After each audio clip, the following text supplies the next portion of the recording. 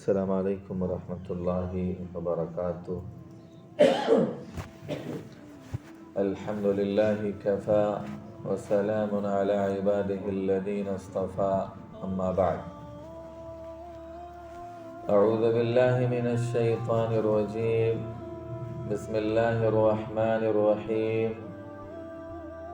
ام تريدون ان تسألوا رسولكم كما سئل موسى من قبل ومن يتبدل الكفر بالإيمان فقد ضل سواء السبيل۔ معزز سامعین کرام، سورہ بقرہ کی آیت نمبر 108 کی میں نے تلاوت کی ہے۔ اللہ رب العزت نے ارشاد فرمایا، ام تريدون ان تسألوا رسولكم،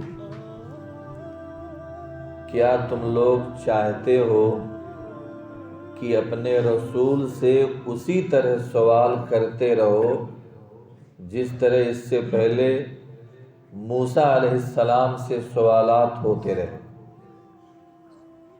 وَمَن يَتَبَدَّلِ الْكُفْرَ بِالْإِيمَانِ فَقَدْ ضَلَّ سَوَاءَ السَّبِيلِ، تو جو شخص ایمان کے بدلے میں کفر کو قبول کر لے تو وہ تو سیدھے راستے سے بھٹک جاتا ہے۔ تحقیق کہ وہ آدمی سیدھے راستے سے بھٹک گیا۔ یہاں پر اللہ رب العزت نے مسلمانوں کو، صحابہ کرام کو کثرت سوال سے منع کیا، جیسا کہ بنی اسرائیل کے یہودی حضرت موسیٰ علیہ السلام سے کس طرح سوال کرتے تھے۔ ابھی ہم اور آپ نے کچھ دن پہلے یہ سنا ہے کہ سوال پہ سوال انہوں نے سوال کیا۔ جب اللہ تعالیٰ نے ذبح کرنے کو، ایک گائے ذبح کرنے کا حکم دیا تو وہ ایک گائے ذبح کر لیتے، کوئی بھی گائے، مسئلے کا حل ہو جاتا۔ لیکن وہ سوال پہ سوال، گائے کیسی ہونی چاہیے، اس کا رنگ کیسا ہونا چاہیے، اس طرح کی گائے بہت ہے، اور کوئی بیان کیجئے، تو بہت سوال کیا۔ تو اللہ تعالیٰ نے یہاں پہ اس آیت میں ہی کہا، کیا تم لوگ بھی اپنے رسول سے اسی طرح سوال کرنا چاہتے ہو؟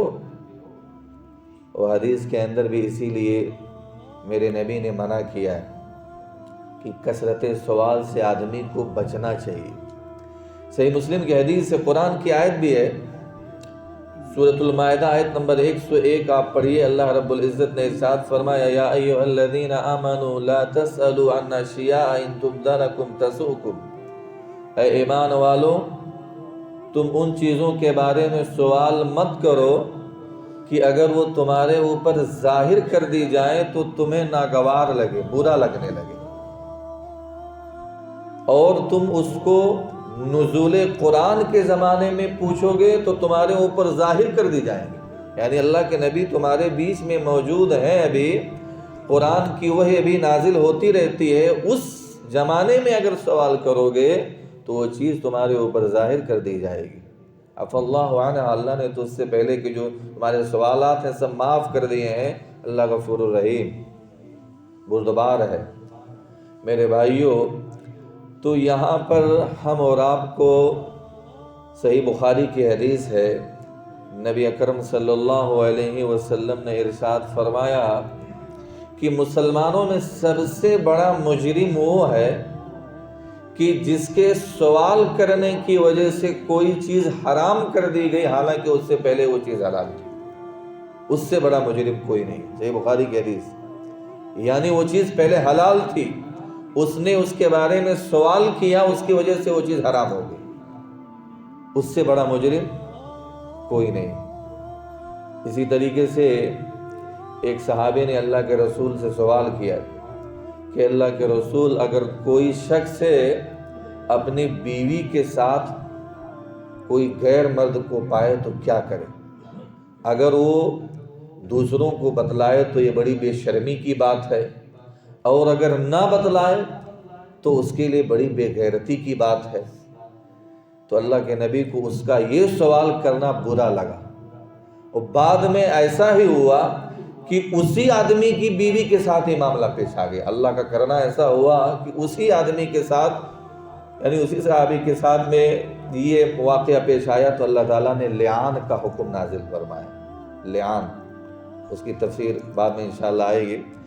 تو اللہ کے نبی نے صحیح مسلم کی حدیث بھی ہے کہ کثرت سوال یا بہت زیادہ فضول بکواس قیل و قال یا مال کو برباد کرنا، مال کو ضائع کرنا اور بہت زیادہ سوال کرنے سے منع کیا ہے۔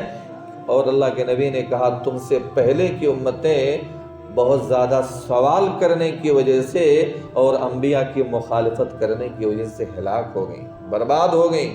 تو تم کثرت سوال سے بچو، جب تک میں تمہیں کسی چیز کے بارے میں نہ بتاؤں اس چیز کے بارے میں مت پوچھو، مجھے چھوڑ دو، جب تک میں تمہیں چھوڑے رکھوں تم بھی مجھ سے مت پوچھو اس چیز کے بارے میں کھول کھول کر کے۔ یہ کب کہا تھا اللہ کے نبی نے؟ اس موقع پر کہا تھا جب صحابہ کرام سے اللہ کے نبی نے بتلایا کہ ایسا ہے کہ اللہ تعالیٰ نے تمہارے اوپر حج کو فرض کر دیا۔ یہ جب اللہ کے نبی نے بتلایا تو اتنے میں ایک صحابی نے سوال کیا، اے اللہ کے رسول کیا ہر سال حج فرض ہے؟ تو آپ صلی اللہ علیہ وسلم خاموش رہے، کوئی جواب نہیں دیا۔ پھر دوبارہ وہ سوال کیا، کیا ہر سال حج فرض ہے؟ آپ پھر کوئی جواب نہیں دیے۔ تیسری بار اس نے سوال کیا تو آپ نے بیان فرمایا اگر میں ہاں کہہ دیتا تو ہر سال حج فرض ہو جاتا اور تم اس کی استطاعت نہیں رکھتے کہ ہر سال حج کر پاتے۔ تو میں جتنا تم کو بتاؤں اتنا کو مانو، میں جس چیز کا تمہیں حکم دوں اپنی استطاعت کے مطابق تم اس پر عمل کرو، اور جس چیز سے میں تمہیں روک دوں، منع کر دوں، اس سے رک جاؤ۔ اپنے سے بہت زیادہ سوال مت کرو، کیونکہ کثرت سوال سے آدمی ہلاک ہو جاتا ہے۔ حضرت انس رضی اللہ تعالیٰ عنہ بیان فرماتے ہیں کہ اللہ کے نبی نے جب ہمیں کثرت سوال سے یعنی سوال کرنے سے روک دیا تو پھر ہمارے اندر اتنی ہیبت پیدا ہو گئی کہ مطلب ہمیں کوئی سوال کرنا چاہتے لیکن نہیں کر پاتے، ہیبت کی وجہ سے، ڈر کی وجہ سے، یہاں تک کہ ہم چاہتے کہ کوئی بادیاں نشین آدمی، کوئی دیہاتی آدمی کہیں سے آ جائے اور اللہ کے نبی سے اس کے بارے میں پوچھ لے تو ہم بھی اس کا جواب سننے جان جائیں۔ اسی طریقے سے ایک اور صحابی کہتے ہیں، حضرت براء بن عازب رضی اللہ تعالیٰ عنہ، وہ کہتے ہیں کہ اللہ کے نبی نے جب ہمیں سوال زیادہ کرنے سے منع کر دیا تو ہم جب کسی چیز کے بارے میں سوال کرنا چاہتے ایک سال گزر جاتا نہیں پوچھ پاتے، پھر ہم چاہتے کوئی بادیہ نشین عرابی آدمی آئے اس کے بارے میں سوال کر لے تو ہم بھی اس کے بارے میں جان لیں۔ میرے بھائیوں، تو ہم اور آپ کو اس آیت کریمہ میں اللہ تعالیٰ نے مسلمانوں کو یہی میسج دیا ہے کہ تم بہت زیادہ سوال مت کرو، جس طریقے سے یہودیوں نے موسیٰ علیہ السلام سے سوال پہ سوال کیا تھا، کیا تم بھی اپنے پیغمبر سے، اپنے رسول سے اسی طرح کا سوال کرنا چاہتے ہو؟ ایسا مت کیا کرو میرے بھائیوں۔ ہاں، یہاں پر محققین نے، مفسرین نے اس بات کی وضاحت کی ہے کہ اگر اس سوال سے ممانعت جس میں اعتراض ہوتا ہے، آدمی جو کوئی سوال کرتا ہے نا اس میں اس کے دل میں اس کے لیے اعتراض ہوتا ہے، اس سوال کی ممانعت، ورنہ اگر کسی چیز کے بارے میں اس کو علم نہیں ہے، وہ علم حاصل کرنا چاہتا ہے تو اللہ نے تو اس کا قرآن میں حکم دیا، فَاسْأَلُوا أَهْلَ الذِّكْرِ إِن كُنتُمْ لَا تَعْلَمُونَ۔ اگر تمہیں معلوم نہیں ہے تو اہل ذکر یعنی اہل علم سے سوال کر لو، معلوم کر لو۔ سوال کا علم چاہتے ہو تو، لیکن کچھ لوگ اگر اعتراض کے طور پر سوال کرنا چاہتے ہیں، دین میں شدت پیدا کرنا چاہتے ہیں، سختی کا مسئلہ پیدا کرنا چاہتے ہیں، تو اس سوال کی ممانعت یہاں پر ہے، ہم کو اس سے روکا گیا۔ اللہ سے دعا ہے اللہ تعالی ہم تمام لوگوں کو قرآن و حدیث کے مطابق زندگی گزارنے کی توفیق عنایت فرما۔ اللہ ہم سب لوگ گنہگار ہیں، ہم سب لوگوں کے گناہوں کو معاف فرما۔ اللہ ہم سب لوگوں کو جنت الفردوس کے اندر جگہ دے۔ اللہ ہم تمام لوگوں کو گناہوں کو معاف فرما۔ آمین و آخر دعوانا الحمدللہ رب العالمین۔ السلام علیکم ورحمۃ اللہ وبرکاتہ۔